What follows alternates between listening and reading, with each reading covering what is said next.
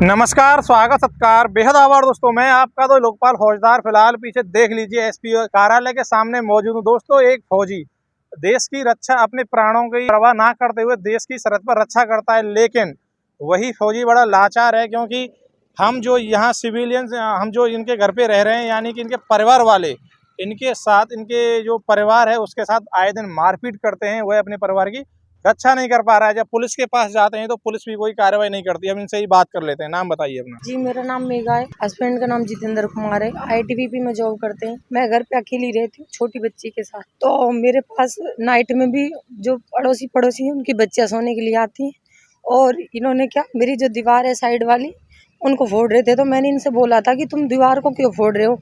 तो इन्होंने मेरे से लड़ाई झगड़ा किया। पहले तो अंदर ही किया था, फिर अंदर से इनको बाहर ले गई मैं, बोलते बोलते ये बाहर चले गए।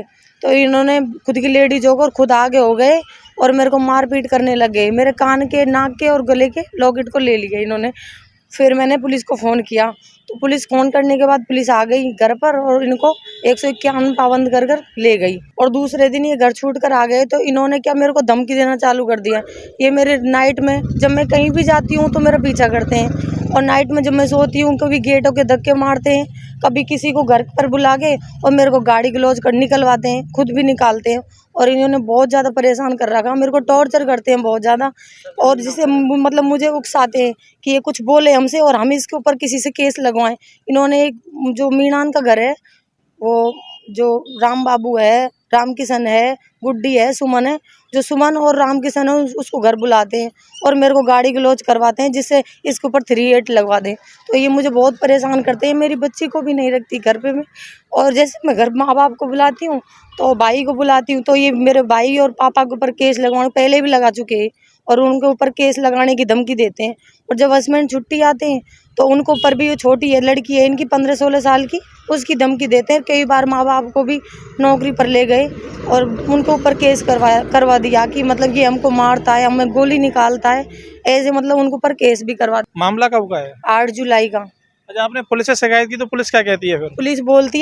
पुलिस तो उनके ही पक्ष में बोलती है, क्योंकि उन्होंने बता दिया कि ये लेडीज है ना, ये मतलब ऐसे ही बार बार हम पर केस करती है, जबकि उन्होंने मेरी पूरी ज़मीन को नाम करवा लिया है। पूरी ज़मीन को नाम करवा लिया, फिर भी हमने कोई केस कास नहीं किया।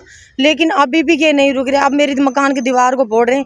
पुलिस वाले जब इनको यहाँ से लेके गए थे तो ये पुलिस वाले इनसे बोल रहे थे कि अभी तो दीवार ही फोड़ी है, अभी तो मकान को भी फोड़ेंगे, इसको घर से बाहर निकालेंगे। इसका है क्या इसमें, इसके बाप के से थोड़ी लेके आई है। ये मेरे को जवाब देते हैं। पुलिस वाले से मैं शिकायत करती हूँ तो वो बोलते हैं तेरे को मारा थोड़ी है, अगर मार देंगे तो मर्डर का केस तेरा हस्बैंड लगा देगा, अभी मारी तो नहीं है, ये मुझे ऐसे बोलते हैं। मामला कौन से थाने का है ये? जालू की। दोस्तों, अब सोचिए, जो सरकारें, चाहे सरकार कोई सी भी हो, मैं किसी सरकार को टारगेट नहीं कर रहा, लेकिन कहती है कि भैया महिला सुरक्षा को प्राथमिकता देंगे, वही महिला घर में भी सुरक्षित नहीं है। और तो और ये है कि एक फौजी अब देश की रक्षा करे या अपने परिवार की, यहाँ इनके साथ लूट खसोट की जा रही है, आए दिन प्रताड़ित किया जा रहा है, ज़मीन हड़प ली है। अब जाए भी तो जाए कहाँ? जो पुलिस पे विश्वास रहता है कि आम जन में विश्वास और अपराधियों में डर, ऐसा माहौल नहीं है। अब इसी मामले को लेकर के एसपी ऑफिस पहुंची हैं साहब से बात करने के लिए। अच्छा, गांव में कोई पंचायत में भी बैठ के ऐसे फैसले हो जाते हैं? पंचायत में सर, जो हमारे गांव, पड़ोसी गांव के मानोता गांव के हैं, हरवीर सरपंच साहब और घुड़े, इन्होंने हमारा मामला सुलझा दिया और हमारे जो केस कास थे उनको भी खत्म करवा दिया। और इन्होंने इनसे ज़मीन की हाँ करवा ली। फिर इन्होंने मतलब मेरे से 5 लाख रुपए क्रेडिट कार्ड के भरवा लिए, और 10 लाख का मैंने मकान ले लिया, और 12-12.5 लाख का मेरा जेवर था वो इनको दे दिया। फिर उसके बाद इन्होंने मेरे से ज़मीन की मना कर दी कि ऐसे ज़मीन नहीं देंगे हम, और बूढ़ा बूढ़ी को आगे कर देंगे। फिर उन्होंने भी हाथ जोड़ दिया। पंचायत 1-10 बार हो ली, उन्होंने हाथ जोड़ दिया कि भाई हम पे तुम्हारा सुरजेड़ा नहीं होगा, अब तुम जाने तुम्हारा काम जाने, हम पे जो हेल्प होगी वो हम हेल्प करेंगे, उन्होंने ये बोला था हमसे। तो कहीं ना कहीं पुलिस पर आए दिन आरोप लगते रहते हैं, और यही मामला अब एसपी ऑफिस तक पहुंच चुका है। अगर शायद पुलिस ने समय पर कार्रवाई की होती तो ये मामला इतना नहीं बढ़ता। आपकी क्या राय, कमेंट जरूर कीजिएगा। जय हिंद, जय भारत।